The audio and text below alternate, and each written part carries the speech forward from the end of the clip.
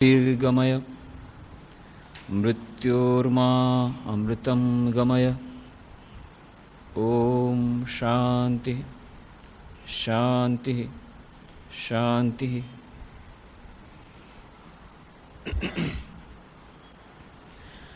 एकाग्रता અને ધ્યાન એ વિષય પર આપણે 65 ચર્ચાઓ કરી અને આપણે જોયું કે એકાગ્રતા અને ધ્યાન આપણા દૈનંદિન જીવનમાં તેમજ આધ્યાત્મિક જીવનમાં કેટલું મહત્ત્વપૂર્ણ છે.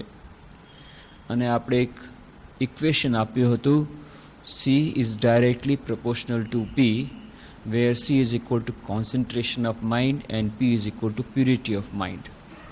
અને કહ્યું હતું કે જેમ જેમ મન શુદ્ધ થશે તેમ તેમ મનની એકાગ્રતા વધતી જશે. તો આ મન શુદ્ધ કરવાના કેટલા ઉપાયો એ પણ આપણે જોયું. અને મન જો શુદ્ધ નહીં હોય તો જે એકાગ્રતા મળશે કેવી હશે? જેવી રાવણની હતી, હિટલરની હતી. એ એકાગ્રતા દ્વારા કેટલાક વ્યવહારિક કાર્યો થશે, જેમ કે તીક્ષ્ણ હથિયાર દ્વારા કોઈનું ખૂન પણ થઈ શકે અને ઓપરેશન પણ થઈ શકે. તો એ જ મનની એકાગ્રતા દ્વારા જગતનું પણ કલ્યાણ નહીં થાય, પોતાનું પણ પારમાર્થિક કલ્યાણ નહીં થાય. અને એટલા માટે જે એકાગ્રતા મનની શુદ્ધતા સાથે આવતી નથી એ મનની એકાગ્રતા ભયાનક નીવડી શકે છે. અને એટલા જ માટે એકાગ્રતા મેળવવાના અન્ય ઉપાયો છોડીને જે રાજમાર્ગ છે, ભલે તેમાં સમય લાગે પણ જેનાથી આપણને વ્યવહારિક જીવનમાં દૈનંદિન જીવનમાં સુખ અને શાંતિ મળશે, સફળતા મળશે, તેમજ શાશ્વત સુખ અને શાશ્વત શાંતિનો માર્ગ મોકળો થશે. એવી એકાગ્રતા મેળવવી હોય તેના માટે મનની શુદ્ધતા પણ અત્યંત આવશ્યક છે. અને એ મનની શુદ્ધતા મેળવવા માટે આપણે કહ્યું હતું કે નિરંતર સત્કાર્યો સેવિતઃ, જે પતંજલિ કહે છે, નિરંતર અભ્યાસ કરવો પડશે. જે 3.5 અક્ષર જાદુઈ અક્ષરની વાત કરી, અભ્યાસ, અને એ અભ્યાસ નિરંતર કરવો પડશે, દીર્ઘકાળ સુધી કરવો પડશે, ધૈર્યપૂર્વક એમાં લાગી લેવું પડશે. વચમાં સેટબેક્સ આવશે, વચમાં ક્યારેક ક્યારેક પડવાનું આવશે, ક્યારેક ક્યારેક મન નીચું જશે, પણ તેમ છતાં એમાં લાગી રહેવું પડશે. એક મહાપુરુષે બહુ સુંદર વાત કરી કે તમે ઉપર જઈ રહ્યા છો કે નીચે એ વાત છોડી દો. તમારે વિચાર કરવાનો છે તમે આગળ વધી રહ્યા છો કે નહીં. જેમણે હિમાલયની યાત્રા કરી છે તેઓ જાણે છે કે જ્યારે હિમાલયના કોઈ તીર્થસ્થાને જવું હોય તો ઘણા પહાડો વચમાં આવે. તો પહેલાં પહાડ ઉપર ચડવાનું હોય, ફરી પાછું પહાડથી નીચે ચડી, ફરી પાછા બીજા પહાડની ચઢાણ, વળી પાછું બીજા પહાડથી નીચે ઉતરી, વળી ત્રીજા પહાડનું ચઢાણ, આવી રીતે ચઢાણ અને ઉતરાણ ચાલતું હોય છે. તો જ્યારે આપણે ચડી રહ્યા છીએ ત્યારે આપણે આગળ વધી રહ્યા છીએ એવું નથી. જ્યારે આપણે ઉતરી રહ્યા છીએ ત્યારે પણ આપણે આગળ જ વધી રહ્યા છીએ. અમરનાથ જતી વખતે પહેલાં શેષનાગ આવે, એની હાઈટ વધારે, એની ઊંચાઈ વધારે. પછી પંચતરણી જે મુકામ, એની ઊંચાઈ, એની એટલી બધી ઊંચાઈ નથી, ત્યાં નીચે ઉતરવું પડે. વળી પાછું પંચતરણીથી પાછું અમરનાથ દર્શન માટે ઉપર જવું પડે. તો બહુ સુંદર વાત કરી કે તમે એ ભૂલી જાઓ કે તમે ઉપર ચડી રહ્યા છો કે નીચે, તમે આગળ વધી રહ્યા છો કે નહીં ગંતવ્ય સ્થાન તરફ, એ વધારે મહત્વનું છે. કારણ કે મનનો સ્વભાવ છે ઉપર અને નીચે જવું, તરંગાકાર છે. ક્યારેક મન ઊંચું જશે, ક્યારેક નીચું જશે.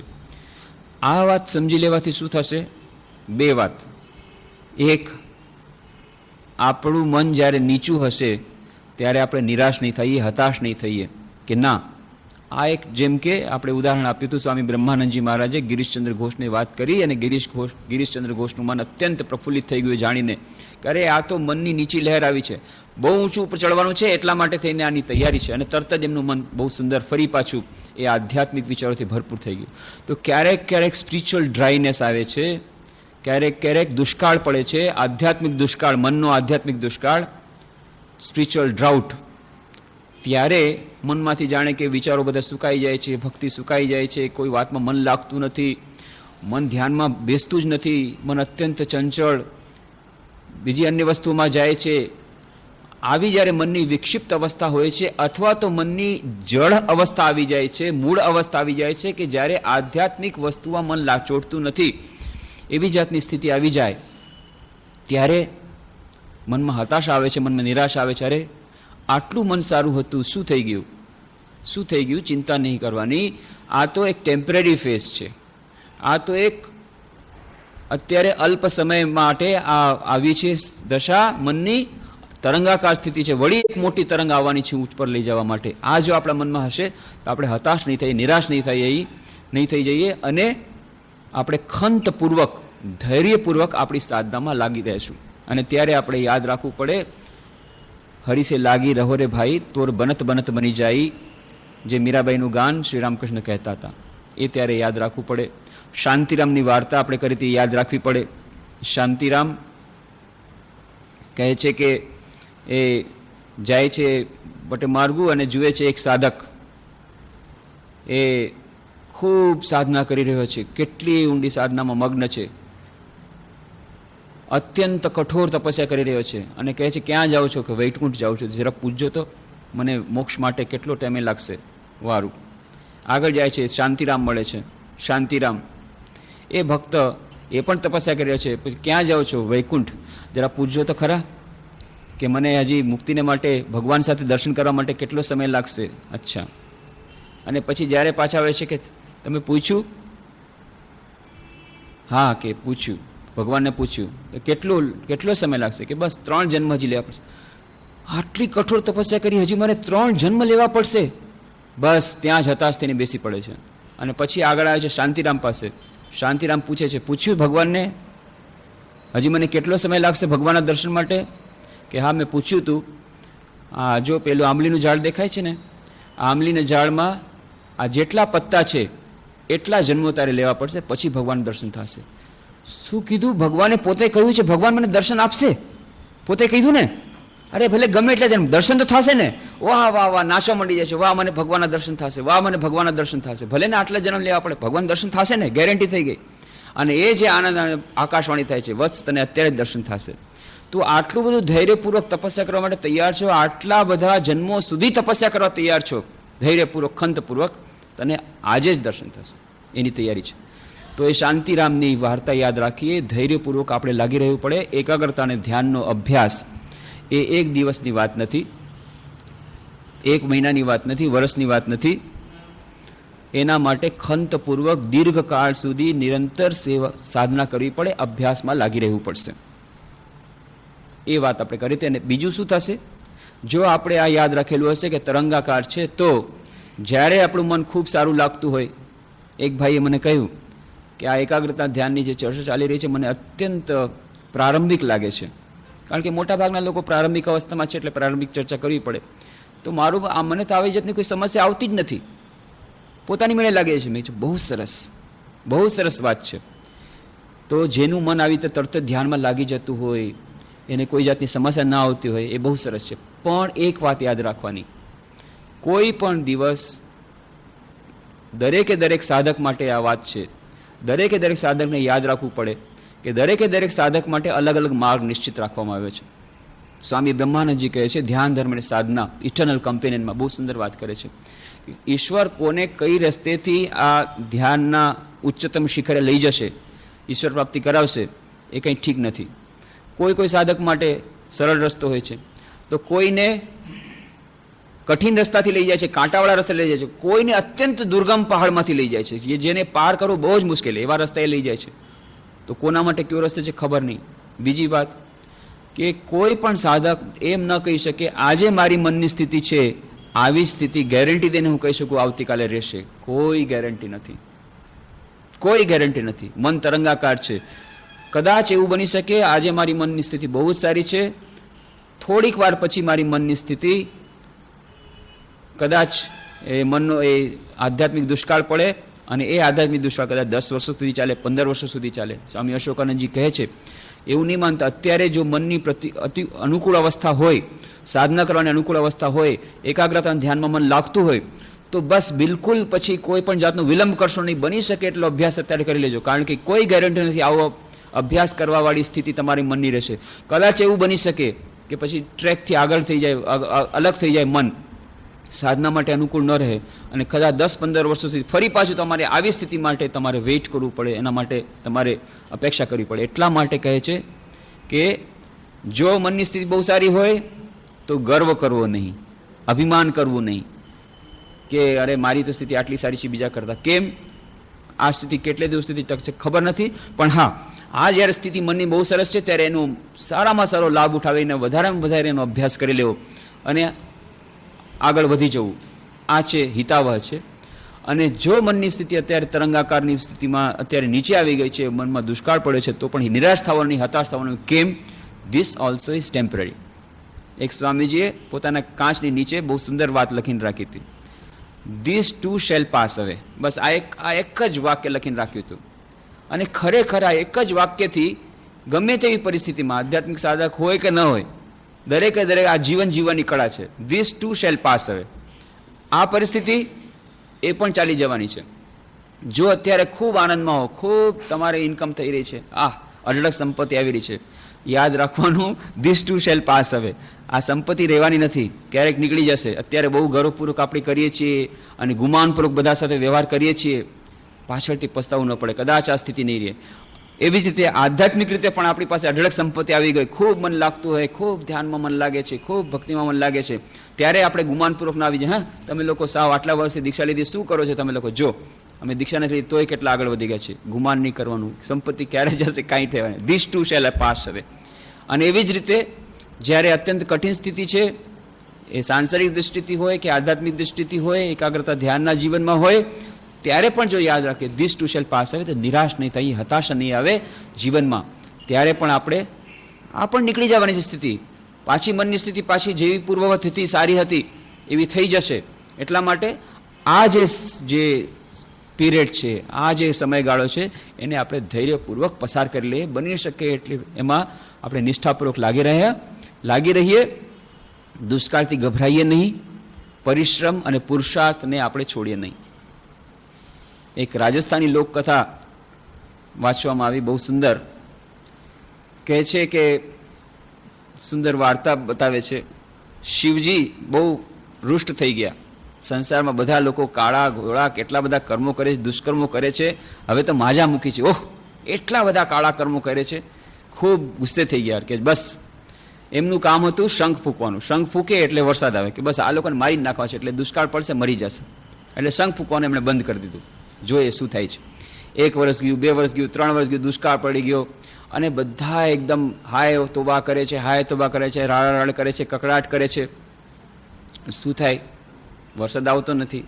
શિવજીએ તો ખબર જ છે કે આ લોકોને હવે તો ખતમ જ કરવા છે, આ બહુ અનાચાર વધી ગયો છે સંસારમાં. અને એવી રીતે આમ ઇન્સ્પેક્શનમાં નીકળ્યા છે શિવજી, જોઈએ શું થાય છે. બધી જગ્યાએ રાડા થાય, કકડો થાય.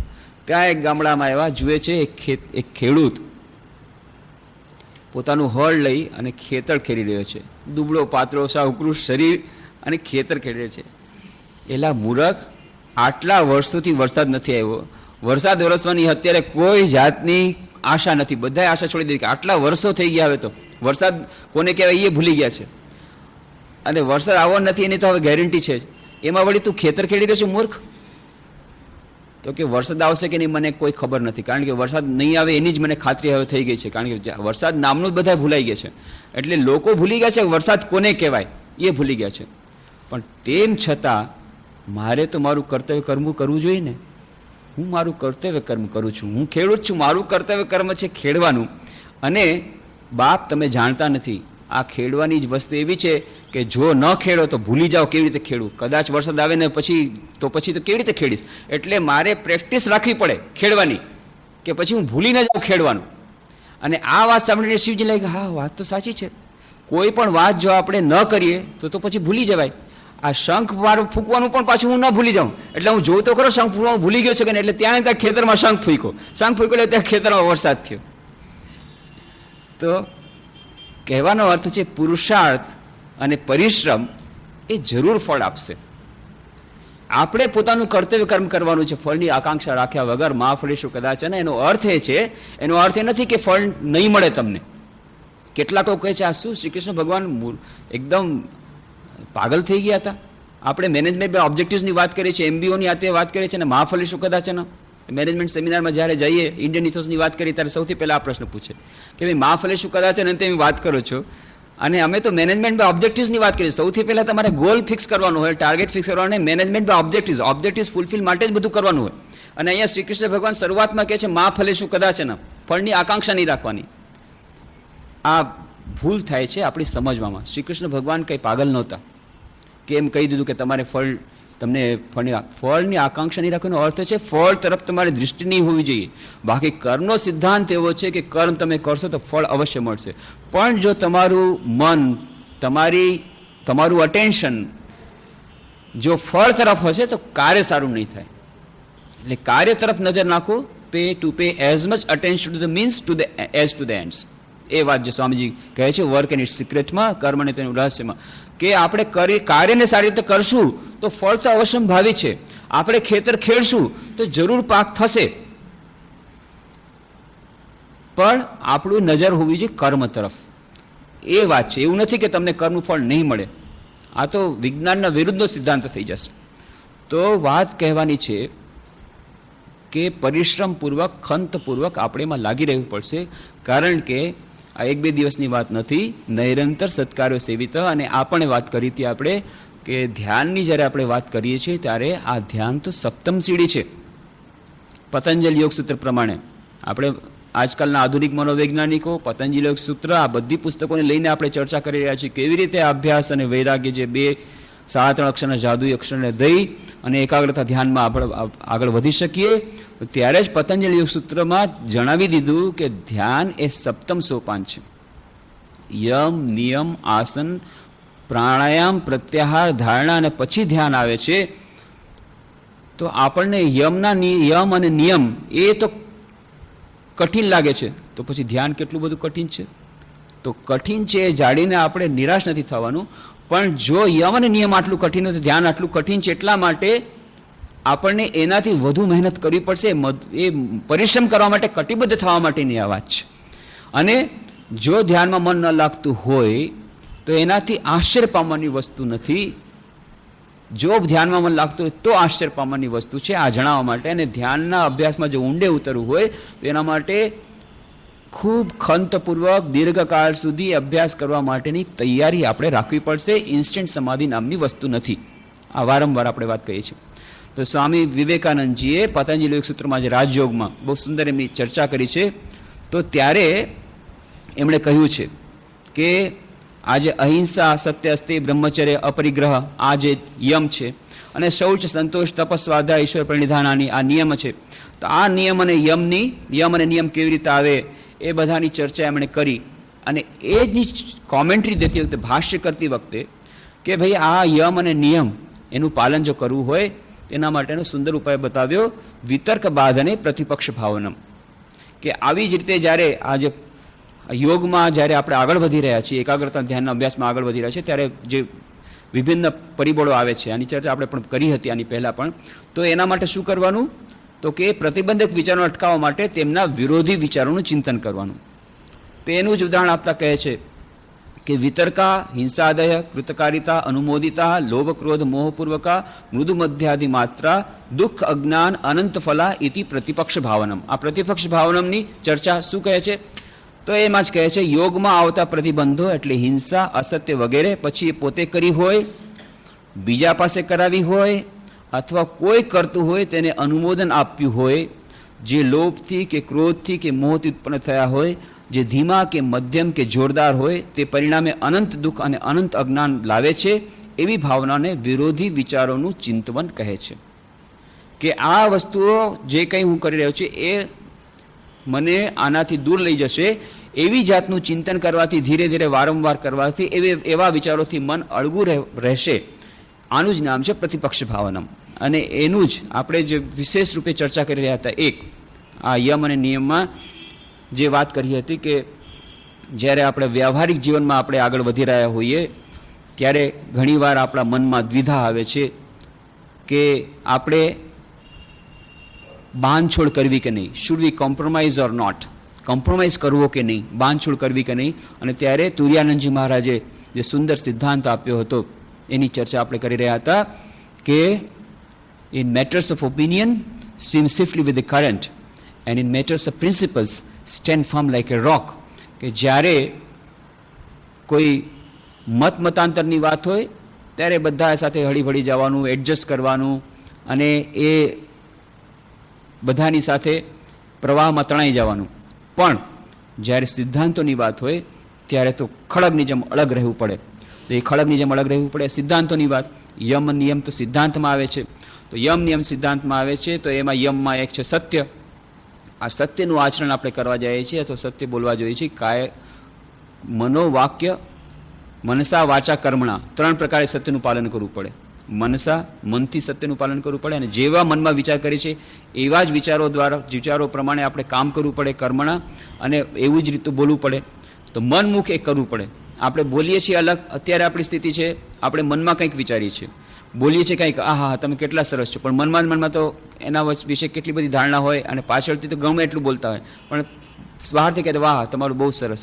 આ મનસા અને વાચા એ બંનેમાં ભેદ, મનમુખ એક નથી કરી શકતા. અને ક્રિયામાં પછી ત્રીજી જ કંઈક વાત. તો મનસા વાચા કર્મણા, આ 3 રીતે સત્યનું પાલન કરવું અત્યંત કઠિન. પછી સત્ય બોલવું કે સત્ય આચરણ કરવું કે સત્ય વ્યવહાર કરવો એ આજના જમાનામાં કેટલું કઠિન. આ બધી આપણે વાતો કરી રહ્યા હતા ત્યારે આજે સ્ટેન્ડ ફર્મ લાઈક એ રોક, તો કેવી રીતે કરી શકીએ આજના વ્યવહારિક જગતમાં, વ્યવહારિક આપણા જે કેટલી બધી જાતની બાધાઓ આવે છે એને આપણે કેવી રીતે કરી શકીએ એ માટેની ચર્ચા આપણે કરી રહ્યા હતા. તો સ્વામીજી આ સત્યના પાલન માટે શું કહે છે? જો હું અસત્ય બોલું કે બીજાને બોલવા પ્રેરું કે બીજો બોલતો હોય તેને સંમતિ આપું તે એક સરખું જ પાપ છે. જૂઠાણું ભલે સાવ નાનું હોય છતાં પણ એ જૂઠાણું તો છે જ. એક દુષ્ટ વિચાર આઘાત ખાઈને પાછો આવવાનો જ. ધિક્કારનો દરેક વિચાર પછી ભલે તમે તે ગુફામાં પેસીને કર્યો હોય પણ તે સંગ્રહાઈ રહે છે અને આ જિંદગીમાં તે પ્રચંડ શક્તિ સહિત એક દિવસે કોઈ દુઃખ રૂપે તમારી પાસે આવશે. તો હું શું કરવા સત્ય બોલું, શું કરવા જૂઠું ન બોલું? આ એના માટેનું એક કારણ કહી દીધું સ્વામીજીએ, કર્મનો સિદ્ધાંત. જેવું વાવશો તેવું લણશો. પણ સમાજમાં તો આપણે જોઈએ છીએ જે લોકો સત્યનું આચરણ કરે છે એ લોકોને કહે છે વેદ્યાવેળા, એ લોકો કહે છે અવ્યવહારુ, એ લોકોને લોકો ટીકા કરે છે, એ લોકો પાછળ રહી જાય છે, જે લોકો કાળાબજારી કરે છે આગળ વધી જાય છે, બિલ્ડિંગ બની જાય છે, એ લોકોને કહે છે આ પ્રેક્ટિકલ, ખૂબ એ લોકો વ્યવહાર કુશળ છે અને એ લોકો જીવનમાં આગળ વધે છે, એમને માન મળે છે, પ્રતિષ્ઠા મળે છે, પૈસો તો મળે જ મળે છે. અસત્ય જેટલું વધારે કરે છે, અસત્ય આચરણ કરે છે, તો આમાં તમારો કર્મનો સિદ્ધાંત ક્યાં આવ્યો? આ બધી વાત, આ બધા પ્રશ્નો આપણા મનમાં જાગે સ્વાભાવિક છે. પણ સ્વામીજી શું કહે છે? આ જિંદગીમાં તે પ્રચંડ શક્તિ સહિત એક દિવસે કોઈ દુઃખ રૂપે તમારી પાસે પાછો આવશે. એ દુઃખ પછી કદાચ પૈસાનું દુઃખ ન હોય, કોઈ મોટા રોગનું હોય, કેન્સર રૂપે હોય, કે તમારા દીકરા કોઈ કાડે રસ્તે જાય એ રૂપે હોય, કે પછી કોઈ કોર્ટમાં કેસ હોય, કે પછી બીજું કંઈ થાય. જો તમે ધિક્કાર અને ઈર્ષ્યાની ભાવના સેવશો તો તે તમારા પર ચક્રવૃદ્ધિ વ્યાજ સાથે આવી પડશે. કોઈ પણ શક્તિ તેને રોકી શકતી નથી. એકવાર તમે તેમને વહેતા કર્યા એટલે પછી તમારે તેમના ફળ ભોગવ્યા વિના છૂટકો જ નથી.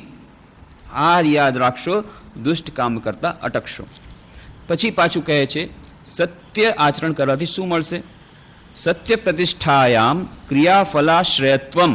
આ પતંજલિ યોગ સૂત્રમાં કહે છે સત્ય પ્રતિષ્ઠાયામ ક્રિયાફલાશ્રયત્વમ. સત્યમાં પ્રતિષ્ઠિત થવાથી યોગી કર્મો કર્યા વિના કર્મોનું ફળ પ્રાપ્ત કરવાની સિદ્ધિ મેળવે છે. બહુ અચરજભરી વારણી લાગે છે. સત્યમાં પ્રતિષ્ઠિત થવાથી યોગી કર્મો કર્યા વિના કર્મોનું ફળ પ્રાપ્ત કરવાની સિદ્ધિ મેળવે છે. આ કર્મના સિદ્ધાંતની વિરુદ્ધ જેવું લાગે છે. જેવા કર્મ કરશે એવું ફળ મળશે. તો કર્મ સારા કરશો તો સારા ફળ મળશે, અને જેટલું કર્મ કરશો એટલું ફળ મળશે. અહીંયા કહે છે કર્મ કર્યા વગર તમને ફળ મળશે. પણ એનું કારણ શું છે? આ સત્ય આચરણ એ જ પોતાનામાં એક કાર્ય છે. કહે છે જ્યારે સત્યની શક્તિ તમારામાં દ્રઢ થશે ત્યારે તમે સ્વપ્નમાંય કદી જૂઠું નહીં બોલવાના. કાયા મન વચનથી તમે સત્યનું જ આચરણ કરવાના. તમે જે કંઈ બોલશો તે સાચું થઈને ઊભું રહેશે. તમે કોઈને આશીર્વાદ આપો કે તારું કલ્યાણ થાઓ તો ખરેખર તેનું કલ્યાણ થશે. કોઈ માણસ રોગી હોય અને જો તમે તેને કહો કે તારો રોગ મટી જાઓ તો તેનો તરત રોગ મટી જશે. આ વાત જ્યારે આવે છે, આ સ્વામીજીએ આ કોમેન્ટ્રી આપી કે આવી રીતે સત્યનું જે આચરણ કરે છે, 12 વર્ષ સુધી, બીજી અન્ય જગ્યાએ કહે છે 12 વર્ષ સુધી આવી રીતે જે સત્યનું પાલન કરે છે એને એનું વાક્ય એ અફળ થઈ જાય છે, જે કંઈ વાક્ય કહે છે એ થઈ જાય છે. હવે આ ધર્મની ચર્ચા જ્યારે કરીએ ત્યારે આર્ગ્યુમેન્ટ કરવાવાળા તો ઘણા હોય, તર્ક કરવાવાળા હોય અને કુતર્ક કરવાવાળા પણ હોય. તો કોઈ કહે છે અચ્છા માન લો કોઈ 12 વર્ષ સુધી આવી રીતે સત્યનું પાલન કર્યું, પછી માન લો કહી દેશે કે આ પહાડ આ પહાડને બદલે અહીં સમુદ્ર થઈ જાય, સમુદ્રને બદલે પહાડ થઈ જાય, તો થઈ જશે. તર્ક કરે છે. સહી કામ કહ્યું છે ને કે જેમ કહેશે એમ થઈ જશે, તો એમ થઈ જશે. તો જવાબ એ છે કે જેણે સત્યનું પાલન કર્યું હશે, 12 વર્ષોથી જેણે સત્યનું પાલન કર્યું, કેવી રીતે કર્યું? એણે સત્યનું પાલન કર્યું પોતાના મન ઉપર સંયમ કરીને, અને જે નિયમો છે એનું પાલન કર્યું. તો જેણે 12 વર્ષો સુધી નિયમોનું પાલન કર્યું છે, કે જે નિયમો છે કે આવી રીતે આમ કરવાથી આમ જ થતું હોય, એવી રીતે જે નિયમોનું પાલન કરીને આજે જે પ્રતિષ્ઠા થયો છે, એ શું એટલું એનો ગાંડો થઈ જશે કે નિયમ વિરુદ્ધનું પોતાના મનમાંથી બોલશે? એ એના મોઢેથી કોઈ દિવસ વાણી એવી નીકળશે જ નહીં. જે નિયમપૂર્વક જેણે 12 વર્ષ સુધી નિયમનું પાલન કર્યું છે, નિયમના વિરુદ્ધની વાત કોઈ દિવસ નહીં કરે. હા, તમે અતાર્કિકવાળા જરૂર તમારા મોઢેથી નીકળે, પણ તમે અતાર્કિક જે કુતર્ક કરવાવાળા છો એ તમે આવું બોલશો તો પણ થવાનું નથી. કારણ કે 12 વર્ષ સુધી કુતર્ક કરવાવાળા કોઈ દિવસ આવી રીતે સત્યનું પાલન કરવાના નથી. કારણ કે શરૂઆતમાં જ એને કુતર્ક થાય છે કે સત્યનું પાલન કરવાથી ફાયદો શું થશે, તો એ શું ફાયદો, એ સત્યનું પાલન કરવાના છે. એટલે એમના દ્વારા થશે નહીં. કોના દ્વારા થઈ શકે? કે જે સત્યનું પાલન કરે છે એના દ્વારા થઈ શકે, પણ એ લોકો કોઈ દિવસ એવું બોલવાના નથી. નિયમ વિરુદ્ધનું એ લોકો બોલશે નહીં. તો આ તો ફક્ત તર્ક વિતર્કની વાત છે. પણ મુખ્ય વાત જે છે કે સત્યનું પાલન માટે અહીંયા સ્વામીજીએ પતંજલિ યોગ સૂત્રમાં આટલી બધી વાત કરી. બહુ જ કઠિન લાગે છે આપણા દૈનંદિન જીવનમાં. આ પડે દરેક દિવસે પડે આ તો પરીક્ષાનો સમય છે કે આ સત્યનું પાલન, સત્યનું આચરણ તો કેવી રીતે શક્ય બને આજના જમાનામાં? તો એના માટે કોઈ ક્લોઝ છે કે નહીં? આ જ્યારે કોઈ પણ જાતનો નિયમ ઘડવામાં આવે, કાયદો ઘડવામાં આવે પાર્લામેન્ટમાં, લો, એ જ રાતના બધાય વકીલો બેસી અને આ કાયદામાંથી છટકબારી ગોતવાના માટે બીજા કાયદા ગોતે. એ જ રાતના બેસીને મિટિંગ કરે કે ભાઈ આજે આ ઇનેક્ટમેન્ટ થયું છે પાર્લામેન્ટમાં, હવે છટકબારી શું છે? ઇન્કમટેક્સનું માન લો એક નવો લો આવ્યો, તેમાંથી ઇન્કમટેક્સ કન્સલ્ટન્ટ બધા બેસીને પછી બેસી અને તૈયાર કરે કે હવે આમાંથી છટકબારી કઈ છે કે નહીં, કયો ક્લોઝ આપણે લગાડવો કે આપણે આમાંથી છૂટી શકીએ. તો આપણી પાસે કોઈ છટકબારી છે કે નહીં? બહુ કઠિન લાગે છે. સ્વામીજી જ્યારે કીધું છે કે આવી રીતે આ કરવું જ પડશે તમારે, તો શું થાય? તો એના માટેના થોડા ક્લોઝ આ છે, છટકબારીના ક્લોઝ. તો એક જગ્યાએ કહ્યું છે સત્યમ બ્રુયાત પ્રિયમ બ્રુયાત મા બ્રુયાત સત્યમ પ્રિયમ પ્રિયમ ચ નાનુત્રમ બ્રુયાત એષ ધર્મ સનાતના. કેટલાક લોકો કહે છે ભાઈ અમે તો સાચું બોલવા માનીએ છીએ, મને તો જેવું આવે એવું બોલી દો, હું કોઈની મણા ન રાખું, જેવું આવે બોલી દઉં, હું કાંઈ મનમાં કંઈ ન રાખું, જે આવે તો બોલી દઉં, હું સાચું જ બોલું હંમેશા. પણ સાચું બોલવું એનો અર્થ છે કે એ લોકો આખા બોલા હોય છે, જે આવ્યું એ બોલી દીધું મનમાં, સત્ય જ બોલે છે, કહી દીધું કે તમે તો આવા છો, એના મોઢા ઉપર જ કહી દીધું. તો કહેવાના પણ પ્રકાર હોય છે. આપણા દૈનંદિન જીવનમાં આપણે જોશું કેટલાક લોકો હોય છે સત્ય બોલે છે, પણ એવું સત્ય બોલે જાણે એકદમ તલવારથી કાપી નાખતા હોય. દિવસ આ ટાઈમે ખૂન કરી નાખે, ઉભા ચીરી નાખે છે. ફ્રેન્ક, ભાઈ હું તો બહુ ફ્રેન્ક છે અને સ્ટ્રેટ ફોરવર્ડ. એ પોતે જ પાછા કહેશે ભાઈ I am very frank and straightforward, હું તો સ્ટ્રેટ ફોરવર્ડ છું અને આ સ્ટ્રેટ ફોરવર્ડ માનું છું, એટલે હું તો જે મોડે થાય કહી દઈશ, હું તમારે કંઈ મણા રાખવાનું નથી. અને પછી એવું ખચ મારે. તો સત્ય તો બોલવાનું, એટલે આ નિયમ એના માટે આ ક્લોઝ આપે છે. સત્યમ બ્રુયાત, સત્ય બોલવાનું, પ્રિયમ બ્રુયાત, પણ પ્રિય પણ બોલવાનું, મધુર વચન બોલવાનું. મા બ્રુયાત સત્યમ પ્રિયમ,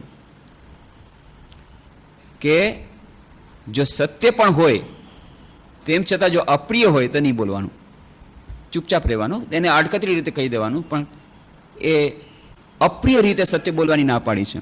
એવી જ રીતે પ્રિયમ છે નાનુત્રમ બ્રુયાત, અસત્ય પ્રિય હોય તેમ છતાં નહીં બોલવાનું.